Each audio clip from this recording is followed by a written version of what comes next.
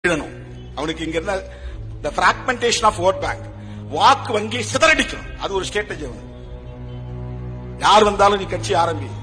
தமிழ்நாட்டில் நடிகர்களை காட்டினா ஓட்டை பிரிக்க முடியும். யாரெல்லாம் செல்வாக்குள்ள நடிகர்களோ எல்லாத்தையும் தூண்டி விடுவான். போய் ஓட்டுக்கு போய் ஒரு கட்சி ஆரம்பி.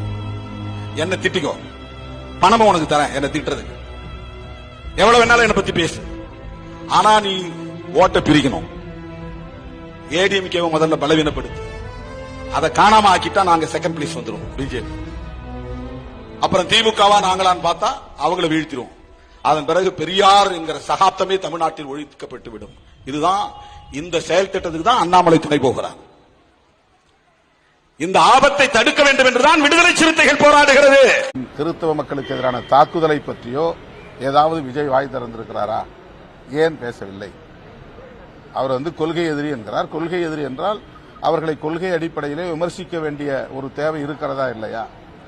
கண்டிக்க வேண்டிய நேரத்தில் கண்டிக்க வேண்டுமா இல்லையா? கண்டிக்க முடியாது.